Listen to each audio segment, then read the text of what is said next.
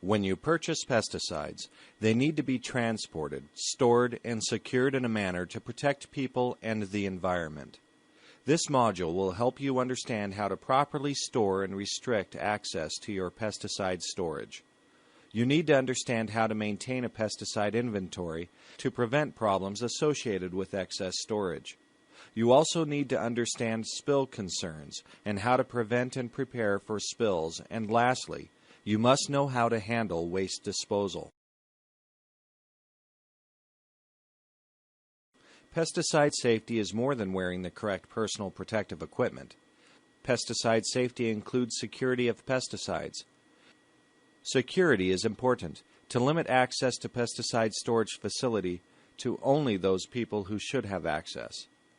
Security also means never leaving pesticide containers or sprayers unattended, even during the lunch hour. Safety and security are important when transporting pesticides. Being careless harms everyone. Accidents do occur, and you can imagine the potential harm from something that's highly flammable or highly toxic. Spills and leaks that occur while transporting pesticides can lead to environmental pollution, endangerment of residential areas, and even legal actions. Vehicles passing through a pesticide spill increase the size of the impacted area by moving the pesticide around. But knowing how to respond and by being prepared helps eliminate a community disaster. How often are pesticides moving on our roads? Think about it for a minute. There are at least 7 different opportunities for a pesticide spill to happen in the transportation of a pesticide, and accidents happen. The applicator typically has control of the pesticide from the time they purchase it from the dealer through use or disposal, so there are 5 times when safe and secure handling methods are critical. To help reduce the possibility of a pesticide spill while in transit, make sure vehicles are in proper working order. Use side rails on the truck bed to prevent cargo from falling off the side as you make a turn. Make sure the brakes and steering work. Check the application equipment and bulk tanks, fittings, hoses, and other equipment for leaks, cracks, and defects. And always carry tools in your vehicle in case you need them. Of course, it also helps if you know how to fix your vehicle. Remove all the sharp objects from the transportation vehicle to help protect your cargo.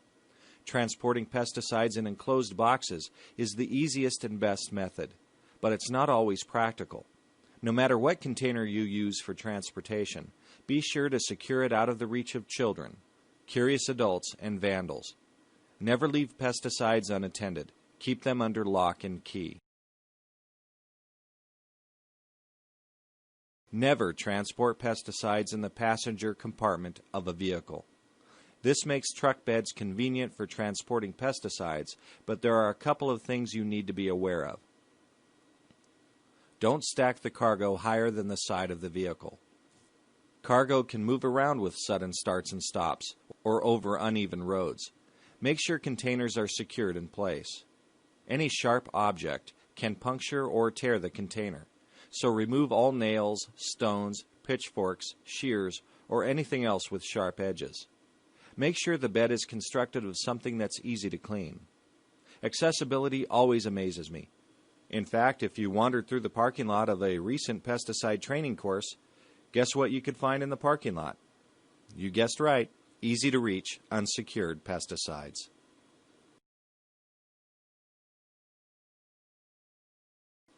Remember, if a pesticide spills on the road during transportation, the vehicle owner and operator are responsible. Vehicle owners and operators must know emergency spill response procedures and who to contact for assistance with cleanup. In some locations, the person transporting pesticides may need to have special training or certification, and in some states, you may need to be a certified pesticide applicator. Check your local and state regulations. If you are transporting a load containing hazardous materials, according to the U.S. Department of Transportation, you must also receive special driver training and be licensed accordingly. A simple precaution you can take is to outfit your pesticide transportation vehicle so you're prepared in case of a spill. Check the dealer and MSDS to see if the material requires the driver to carry a vehicle manifest for transportation.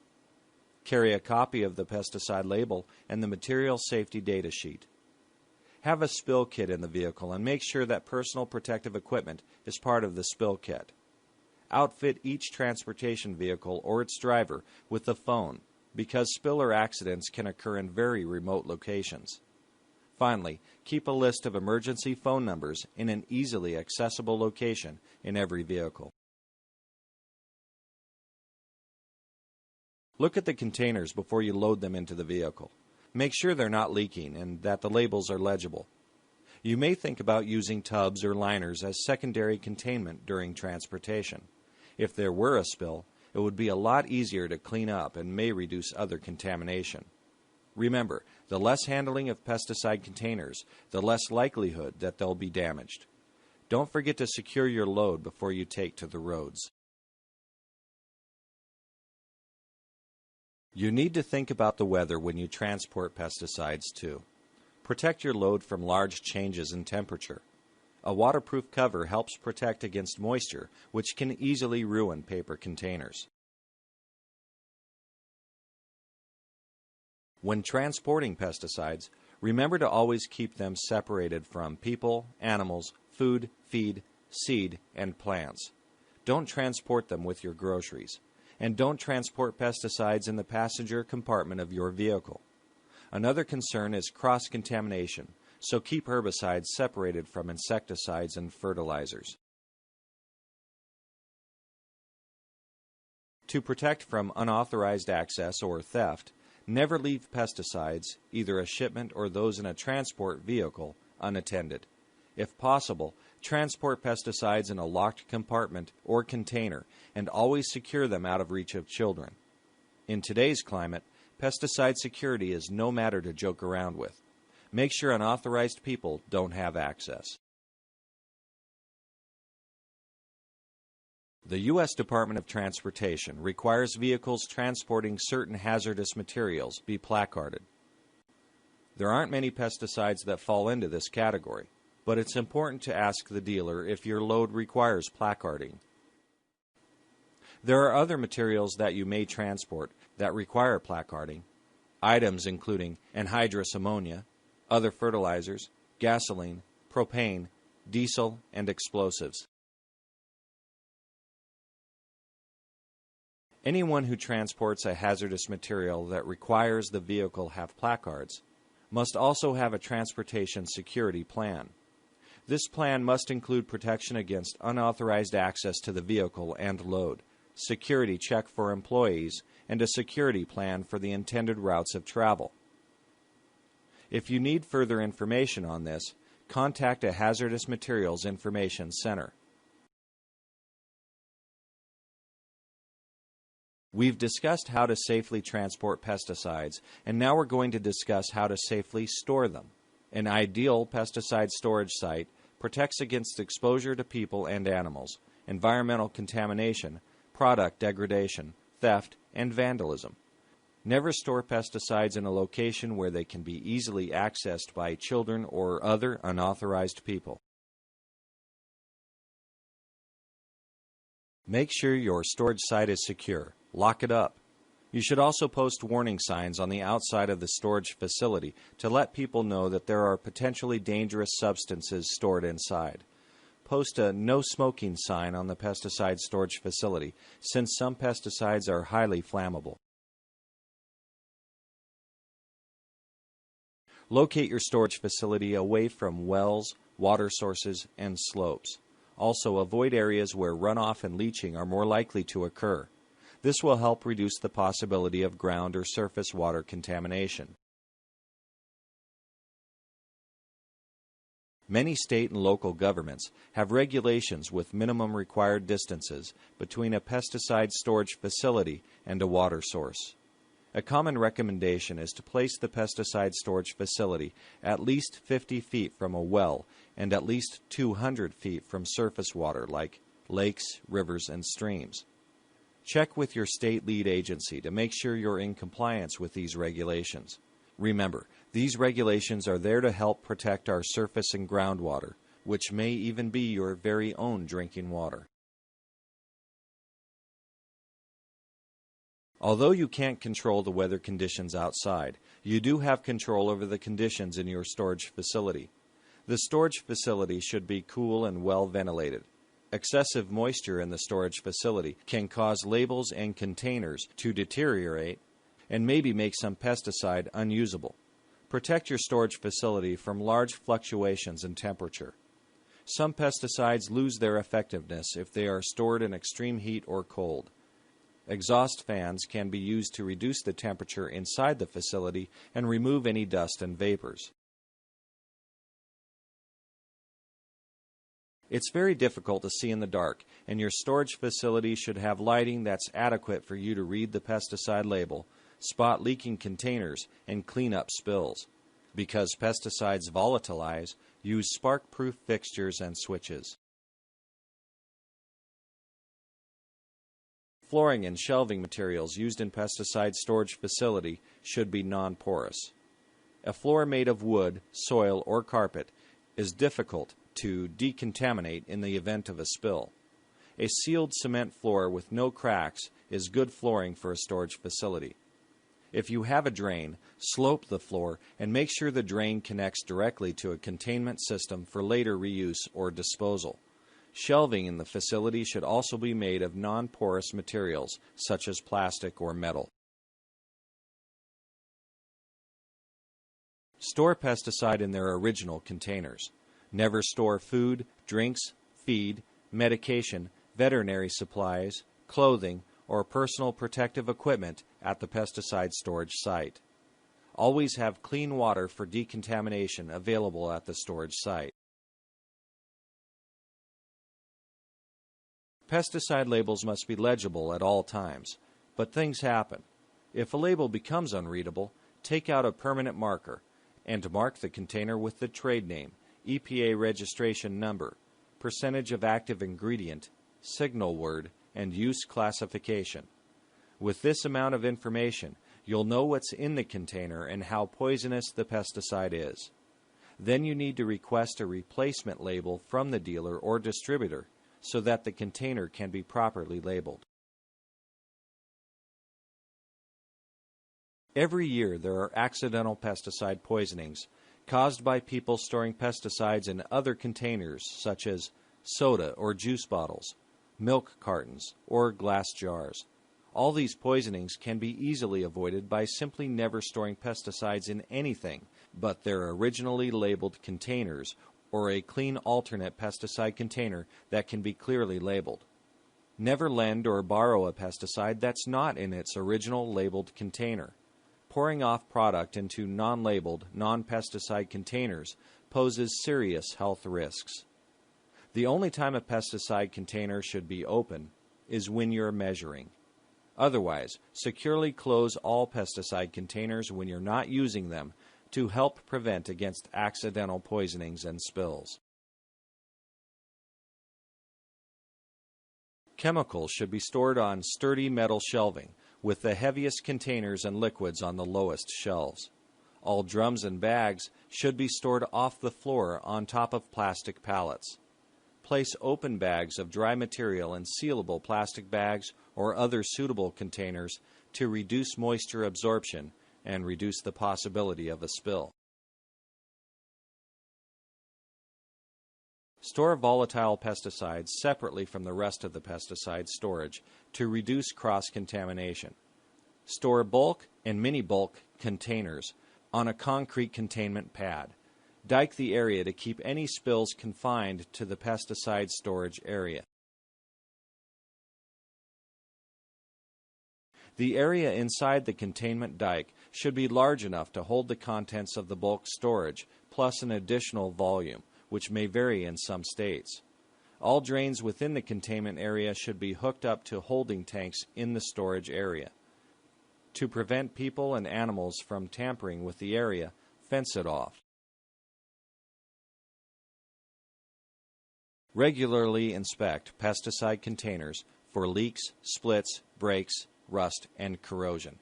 If you find containers that are in less than optimal condition, put on the appropriate PPE and clean up the container and spill according to label directions.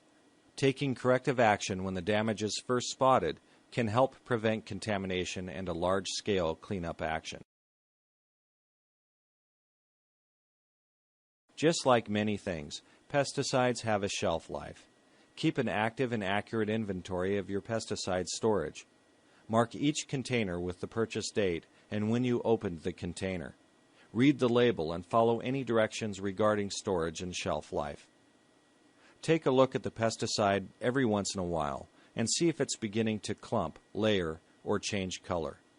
These may indicate that the product is no longer effective. Poor pest control or crop damage may also indicate the pesticide has deteriorated. To avoid these types of storage problems, avoid storing large quantities of pesticides for long periods of time. Rotate your pesticide inventory and use the older product first. Lastly, buy only what you need for the season. Next year's needs may be very different. Let's go over a few general safety tips to remember when storing pesticides. Keep duplicate copies of labels and MSDS sheets.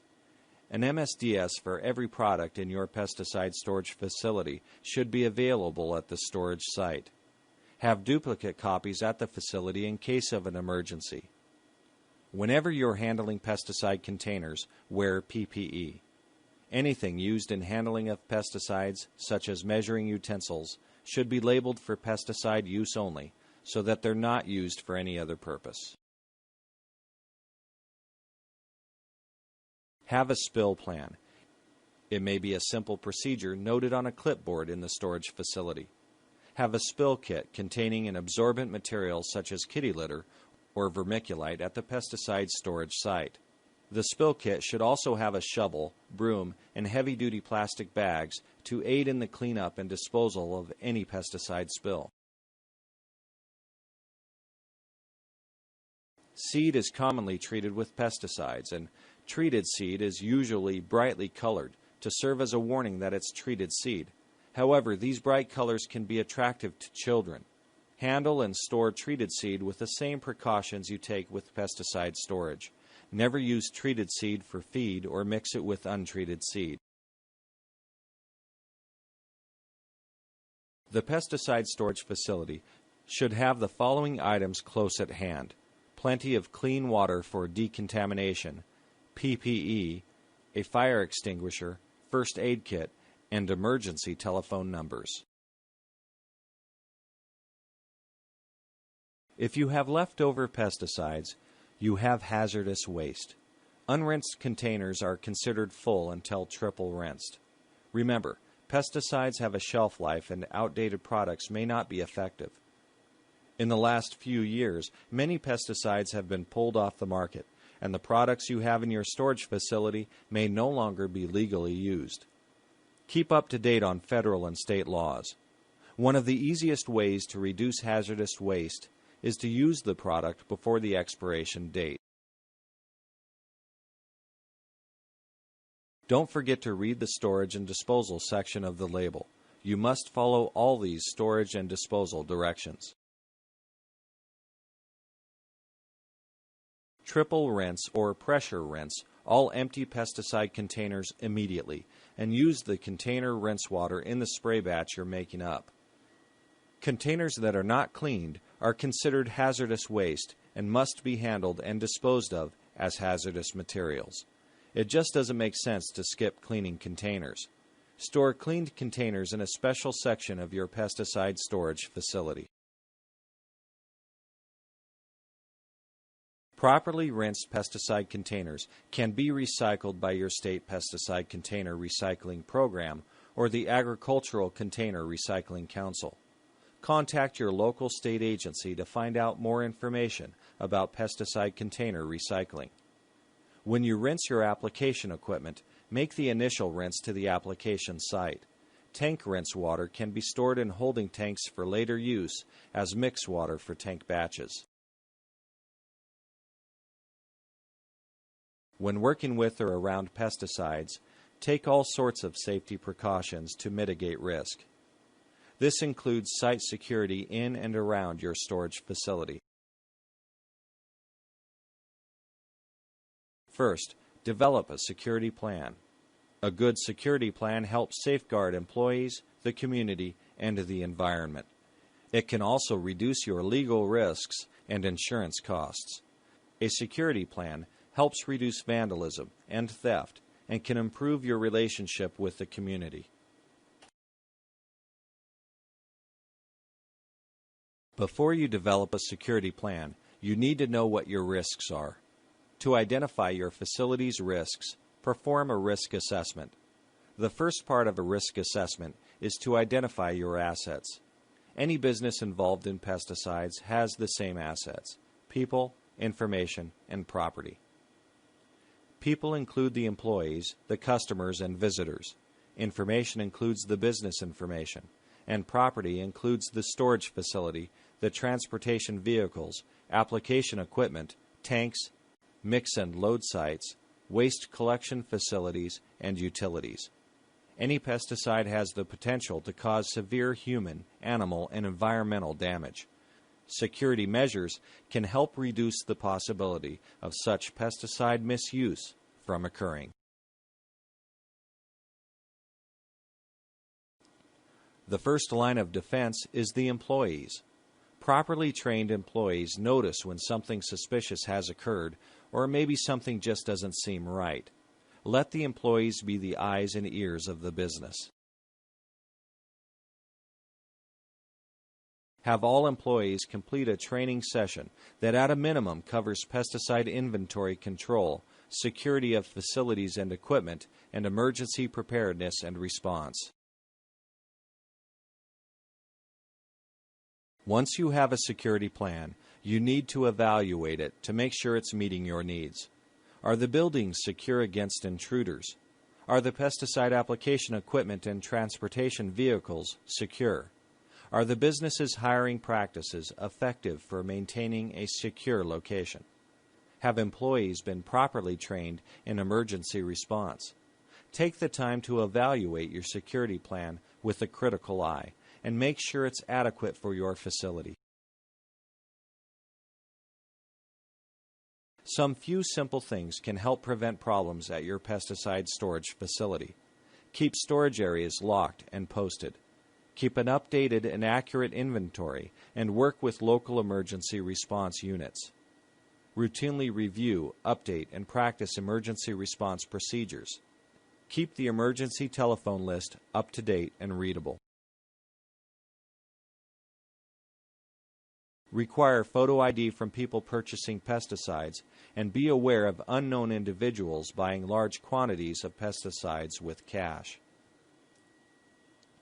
Remember, employees are the eyes and ears of a business.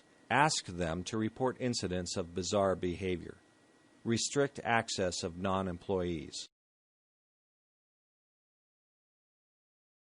Spills and accidents can happen while transporting pesticides. Make sure your vehicle is in good working order and that the drivers are trained on how to respond to a pesticide accident. Store pesticides in a cool, dry, well-ventilated facility. Lock and post the warning signs on the pesticide storage facility. Heat and moisture can degrade products, and then you have hazardous waste to deal with. Also, keep pesticides in their original containers with legible labels.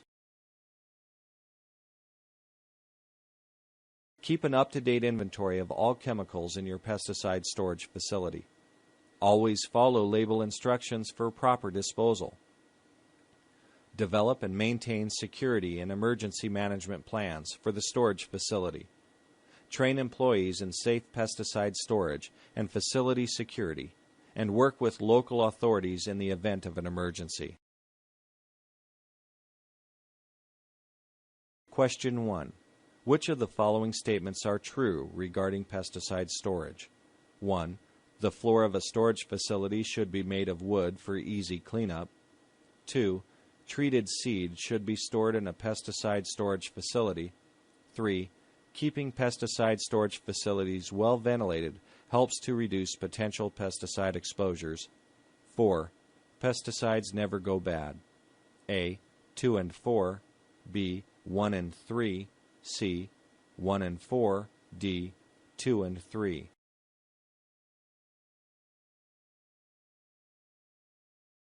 Answer: D. 2 and 3.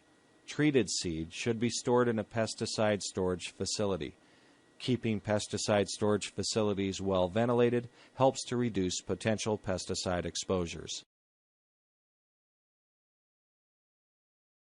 Question 2. When transporting pesticides, A. Always drive with the window open to let the fumes escape from the back seat. B. Drive a beat-up truck in case the pesticides spill. You don't want to get your new truck dirty. C. Secure pesticides and protect against extreme weather conditions. D. Carry your commercial driver's license, which is required for anyone transporting professionally applied pesticides.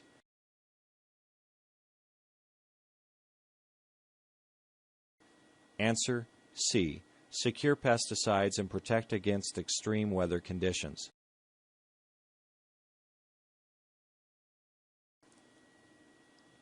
Question 3. Which of the following should be stored separately from the pesticide storage facility? A. MSDS sheets, B. PPE, C. Spill kit, D. Fire extinguisher.